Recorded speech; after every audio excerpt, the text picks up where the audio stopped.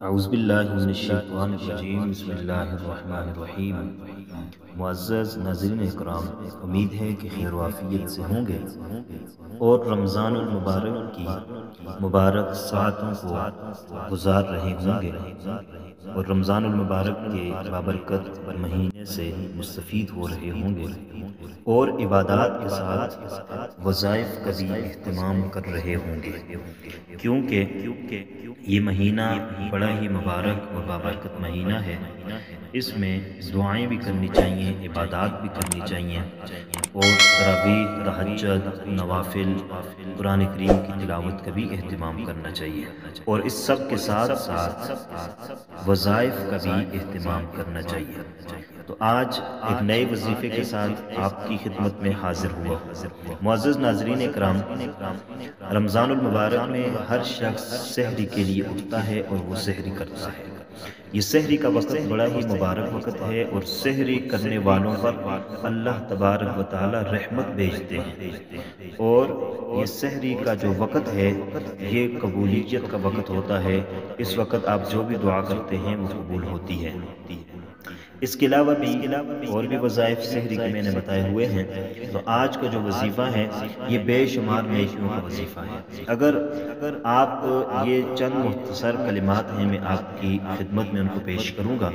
اگر آپ ان کلمات کو صرف 7 مرتبہ سحری کے وقت پڑھ لیتے ہیں کسی بھی وقت میں، تو اتنی نیکیاں ملتی ہیں کہ آسمان میں جتنے بھی ستارے ہیں ہر ستارے کے بدلے میں 1000 نیکیاں ملتی ہیں اور ہر ستارے کے بدلے میں 1000 گناہ معاف کر دیے جاتے ہیں۔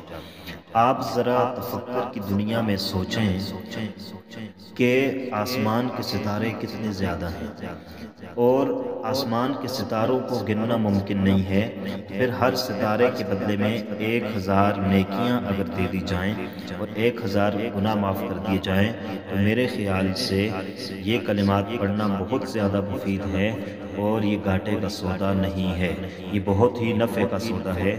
اس لیے میرے جو بھی دوست، جو بھی بھائی، جو بھی بہن میری اس ویڈیو کو دیکھ رہا ہے، تو وہ اس سحری کے اس انمول وظیفے کو ضرور کرے، کیونکہ یہ نیکیاں کمانے کا مہینہ ہے، نیکیاں کمانے کا سیزن ہے، اور پھر رمضان المبارک کے مقدس مہینے میں اگر یہ سحری کے وقت عمل کر لیا جائے تو اس قدر نیکیاں ملتی ہیں کہ شمار کرنا ممکن نہیں ہوتا۔ تو وہ کلمات کون سے ہیں؟ ان کلمات کو سن لیجئے گا، آپ کی اسکرین پر بھی وہ کلمات آ رہے ہوں گے۔ وہ کلمات یہ ہیں: لا الہ الا اللہ العلی القیوم القائم علی کل نفس بما کسبت۔ یہ کلمات ہیں۔ ان کلمات کو آپ نے صرف 7 مرتبہ پڑھ لینا ہے سحری کے وقت، اور اس کے ساتھ کثرت کے ساتھ یا واسع المغفرہ اس کو پڑھنا ہے۔ اگر آپ یا واسع المغفرہ کو پڑھیں گے تو اس کی وجہ سے بھی آپ کے گناہ معاف کر دیے جائیں گے۔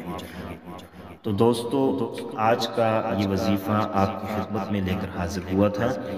انشاءاللہ العزیز نئے وظیفوں کے ساتھ آپ کی خدمت میں حاضر ہوتے رہیں گے۔ امید ہے آپ ہمارے چینل کو ضرور سبسکرائب کر لیں گے۔ اللہ حافظ۔ السلام علیکم ورحمۃ اللہ وبرکاتہ۔